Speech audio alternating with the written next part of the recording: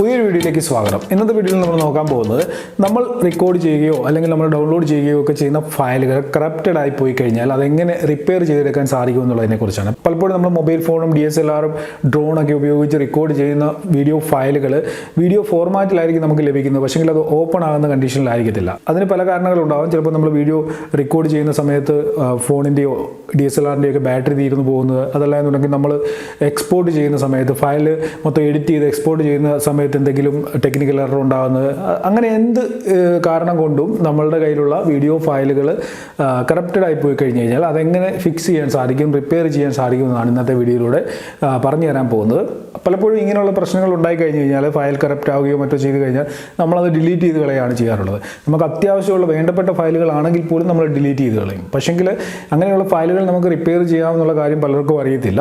പക്ഷേങ്കിൽ ഇത് നമ്മളിപ്പം ചെയ്യുന്നത് ഓൺലൈനായിട്ട് ചെയ്യുമ്പം അത് നമ്മൾ ആ ഓൺലൈൻ വെബ്സൈറ്റിലേക്ക് അപ്ലോഡ് ചെയ്യേണ്ടതായിട്ടുണ്ട്. അപ്ലോഡ് ചെയ്തതിന് ശേഷമായിരിക്കും അത് റിപ്പയർ ചെയ്ത് നമുക്ക് ലഭിക്കുന്നത്. അപ്പോൾ ഇവിടെ ഒരു കാര്യം ശ്രദ്ധിക്കേണ്ടത്, പ്രൈവറ്റ് ആയിട്ടുള്ള ഭയങ്കര ഇമ്പോർട്ടൻ്റ് ആയിട്ടുള്ള ഫയലുകളൊന്നും ഞാൻ ഈ വെബ്സൈറ്റിലേക്കൊന്നും അപ്ലോഡ് ചെയ്യാനായിട്ട് പറയത്തില്ല. പക്ഷേ നിങ്ങൾക്ക് ആവശ്യമുള്ള, ഇപ്പം ഇതേപോലെ എന്തെങ്കിലും ഒരു വീഡിയോ ഷൂട്ട് ചെയ്യുന്നു, അതിൻ്റെ ഒരു ഫയൽ കറപ്റ്റഡ് ആയി പോയി കഴിഞ്ഞാൽ അത് റിപ്പയർ ചെയ്യാനായിട്ടൊക്കെ നമുക്ക് ഇങ്ങനെയുള്ള വെബ്സൈറ്റുകൾ ഉപയോഗിക്കാനായിട്ട് സാധിക്കും. അതിൽ ഇത് അപ്ലോഡ് ചെയ്തിട്ട് നമുക്ക് അവിടെ നിന്ന് ഇത് റിപ്പയർ ചെയ്തെടുക്കാൻ സാധിക്കും. അപ്പോൾ ഇന്ന് നമ്മൾ പരിചയപ്പെടാൻ പോകുന്നത് വണ്ടർഷെയറിൻ്റെ ഒരു പ്രൊഡക്റ്റാണ്. അതായത് വണ്ടർഷെയർ ഓൺലൈൻ റിപ്പയർ ഇറ്റ് എന്ന് പറയുന്ന ഒരു വെബ്സൈറ്റിലൂടെയാണ് നമ്മൾ ഈ കാര്യം ചെയ്യാനായിട്ട് പോകുന്നത്. അപ്പോൾ നമുക്ക് നേരെ കമ്പ്യൂട്ടർ സ്ക്രീനിലേക്ക് പോയിട്ട് ഒന്ന് ചെയ്ത് നോക്കാം എങ്ങനെയാണിത് വർക്ക് ചെയ്യുന്നതെന്ന്. ഞാനിവിടെ വണ്ടർഷെയർ റിപ്പയർ ഇറ്റ് എന്ന് പറയുന്ന വെബ്സൈറ്റ് ഓപ്പൺ ആക്കിയിരിക്കുകയാണ്.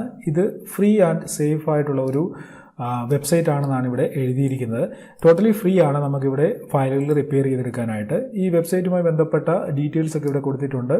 അതായത് സൈനപ്പ് ചെയ്യേണ്ട കാര്യമൊന്നുമില്ല, 100% സെക്യൂർ ആണ്, പ്രൈവസി പ്രൊട്ടക്ഷൻ, ടോപ്പ് റേറ്റിംഗ് ആണെന്ന് ഇവിടെ എഴുതിയിട്ടുണ്ട്. അതിനോടൊപ്പം തന്നെ ഇതിൻ്റെ റിപ്പയർ ഇറ്റ് ഡെസ്ക്ടോപ്പ് വേർഷൻ വേണമെന്നുണ്ടെങ്കിൽ ഇവിടെ ഒന്ന് ഡൗൺലോഡ് ചെയ്യാനായിട്ട് സാധിക്കും. നമ്മുടെ കമ്പ്യൂട്ടറിൽ ഒരു സോഫ്റ്റ്വെയർ ഡൗൺലോഡ് ചെയ്തിട്ടും നമുക്ക് ഫയൽ റിപ്പയർ ചെയ്യാനായിട്ട് സാധിക്കും. ഇതുമായി ബന്ധപ്പെട്ട കൂടുതൽ ഡീറ്റെയിൽസ് കൂടെ ഇവിടെ എഴുതി വെച്ചിട്ടുണ്ട്. അതായത് ഏതൊക്കെ രീതിയിലുള്ള ഫയലുകൾ നമുക്കിവിടെ റിക്കവർ ചെയ്യാമെന്ന് കൊടുത്തിട്ടുണ്ട്. എറർ കോഡ് ഇവിടെ കാണിച്ചിട്ടുണ്ട്. ചില ഫയലുകളൊക്കെ നമ്മൾ പ്ലേ ചെയ്യുമ്പോൾ ഏതെങ്കിലും ഒരു എറർ കോഡ് കാണിക്കും. അപ്പോൾ ഇങ്ങനെയുള്ള എറർ കോഡുകൾ വരുന്ന ഫയലുകൾ നമുക്ക് പ്ലേ ചെയ്യാനായിട്ട് സാധിക്കത്തില്ല. അപ്പോൾ ഇതൊക്കെ നമുക്ക് റിപ്പയർ ചെയ്തെടുക്കാനായിട്ടൂടെ ഈ ഒരു വെബ്സൈറ്റിലൂടെ സാധിക്കുമെന്നാണ് ഇവിടെ പറയുന്നത്. ക്വാളിറ്റി ഇഷ്യൂസ് ഉണ്ടെങ്കിൽ, അത് കമ്പോണൻറ്റ് ഡാമേജ്, ഏതൊക്കെ രീതിയിലുള്ള damage, footage, frame, slide, index, header, ഇങ്ങനെയൊക്കെയുള്ള കമ്പോണൻറ്റ് വീഡിയോ ഡാമേജുകളും നമുക്ക് റിപ്പയർ ചെയ്യാനായിട്ട് സാധിക്കും.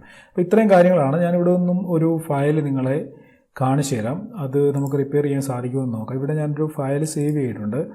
ഈ ഒരു ഫയൽ കറക്റ്റായിട്ട് പ്ലേ ആകുന്നില്ല എന്നുള്ളതാണ് ഇതിൻ്റെ ഒരു പ്രശ്നം. അപ്പോൾ ഈ ഒരു ഫയൽ നമുക്ക് റിപ്പയർ ചെയ്തെടുക്കാൻ സാധിക്കുമെന്ന് നോക്കാം. അപ്പോൾ അതിനായിട്ട് നമ്മൾ നേരെ പോകുന്നത് ഈ വെബ്സൈറ്റിലേക്കാണ്. വെബ്സൈറ്റിൽ ഞാനിവിടെ പ്ലസ് ബട്ടണിൽ ക്ലിക്ക് ചെയ്തു. ഇവിടെയാണ് നമ്മൾ ആ ഒരു ഫയൽ വെച്ചിരിക്കുന്നത്. ആ ഫയലിലേക്ക് വരികയാണ്. ഇതാണ് ആ ഫയൽ. ഞാനിത് ഇതിലേക്ക് ഇമ്പോർട്ട് ചെയ്യുകയാണ്. ഓക്കെ, ഇത് ഇമ്പോർട്ട് ചെയ്തതിന് ശേഷം കുറച്ച് സമയം എടുക്കും ഇത് അപ്ലോഡ് ആകാനായിട്ട്. ഇവിടെ ഒരു കാര്യം ശ്രദ്ധിക്കേണ്ടത്, നമ്മൾ ഏതൊരു ഫയലും ഇവിടെ റിപ്പയർ ചെയ്യാൻ കൊടുത്താലും അത് ഇവരുടെ വെബ്സൈറ്റിലേക്ക് ആദ്യം അപ്ലോഡ് ആകും എന്നുള്ള കാര്യം നിങ്ങൾ ഓർത്ത് വെക്കുക. അപ്ലോഡ് ആയതിനു ശേഷമേ അത് റിപ്പയർ ആയിട്ട് നമുക്ക് ലഭിക്കത്തുള്ളൂ. അപ്പം ഇത് ഇപ്പം നോക്കുക, വീഡിയോ റിപ്പയർ സക്സീഡ് എന്ന് എഴുതി വന്നിട്ടുണ്ട്. ഈ ഒരു വീഡിയോ ഇപ്പം ഓക്കെ ആയി, ഇത് റിപ്പയർ ആയി എന്നാണ് ഇവിടെ പറയുന്നത്. വീഡിയോയുടെ ഡീറ്റെയിൽസ് കൊടുത്തിട്ടുണ്ട്, size, repair date, video resolution, video length തുടങ്ങിയ എല്ലാ കാര്യങ്ങളും ഇവിടെ കൊടുത്തിട്ടുണ്ട്. ഞാനിത് സേവ് ചെയ്യുകയാണ്. ഞാനിവിടെ ഒന്ന് സ്റ്റാർട്ടിൽ ക്ലിക്ക് ചെയ്ത് ഈ ഒരു ഫയൽ എൻ്റെ കമ്പ്യൂട്ടറിലേക്ക് സേവ് ചെയ്യുകയാണ്. ഇനി റിപ്പയർ ചെയ്ത് സേവ് ചെയ്ത ഫയൽ ഡെസ്ക്ടോപ്പിലേക്ക് വന്നിട്ടുണ്ടോ എന്ന് നോക്കട്ടെ. ഞാൻ ഡെസ്ക്ടോപ്പിലേക്കാണ് അത് സേവ് ചെയ്തത്.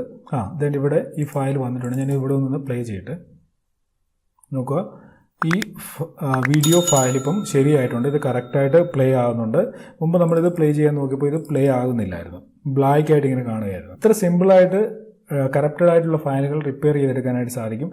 അപ്പം ഇവിടെ ഞാനൊരു കാര്യം ഓർമ്മിപ്പിച്ചു, നമ്മൾ ഏതൊരു ഫയലും ഇവിടെ അപ്ലോഡ് ചെയ്തതിന് ശേഷം മാത്രമേ റിപ്പയർ ചെയ്യാനായിട്ട് സാധിക്കത്തുള്ളൂ. അപ്പം നിങ്ങളുടെ പ്രൈവറ്റ് വീഡിയോ ഫയലുകൾ അങ്ങനെ വല്ല കാര്യങ്ങൾ നിങ്ങൾ ഇതിലേക്ക് അപ്ലോഡ് ചെയ്തിട്ട് റിപ്പയർ ചെയ്യാനായിട്ട് പോകരുത്. നിങ്ങൾക്ക് ആവശ്യമുള്ള എന്തെങ്കിലും ഫയലുകളുണ്ട്, അത് അത്ര പ്രൈവറ്റ് അല്ലാത്തതാണെന്നുണ്ടെങ്കിൽ മാത്രമേ ഒരു വെബ്സൈറ്റിലേക്ക് അപ്ലോഡ് ചെയ്തതിന് ശേഷം അവിടെ നിന്ന് റിപ്പയർ ചെയ്ത് ഡൗൺലോഡ് ചെയ്യാനായിട്ട് പോകാവൂ.